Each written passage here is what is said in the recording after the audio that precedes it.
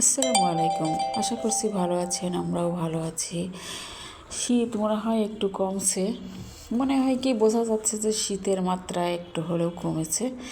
আমি চলে আসছি রান্নাঘরে এসে আজকে ভাবলাম যে রুটি বানাবো না, রুটির মতো করেই পরোটা ভাজবো আর কি, রুটি আকৃতি করে। তো আমি এখানে আটা মথে নিয়েছিলাম, আপনার একটু চিনি আর একটু তেল আর একটু লবণ দিয়ে প্যাকেটের যে আটাগুলো, এই আটা আমি এখানে মথে নিয়েছি। তারপরে একটু রেখে দিয়েছিলাম রেস্টে। তারপরে এখন এই যে রুটি বানিয়ে এভাবে আমি কেটে নিচ্ছি, দেখেন মাঝখান দিয়ে কেটে কেটে নিয়েছি, নিয়ে এখন আমি ফোল্ড করে নিচ্ছি এইভাবে নিয়ে। তারপরে এই যে একটু ঘুরিয়ে সুন্দর করে এভাবে নিয়ে, এক হাত দিয়ে তো একটু কষ্ট হয়ে যাচ্ছে, এক হাতে ক্যামেরা রয়েছে, কারণ সকাল সকাল কেউই আসলে রান্নাঘরে আসে না, ওদের বাচ্চাদের পাওয়া যায় না।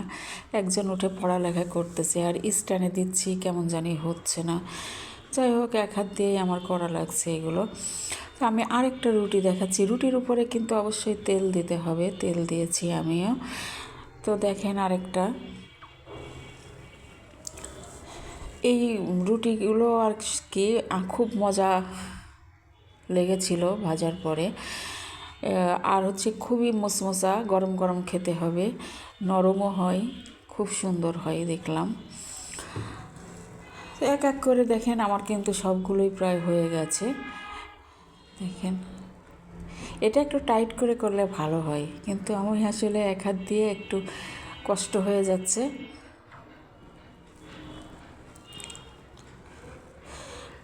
এই তো হয়ে গেল আমার এগুলো, আর একটা আছে, একটা আমি করে নেব।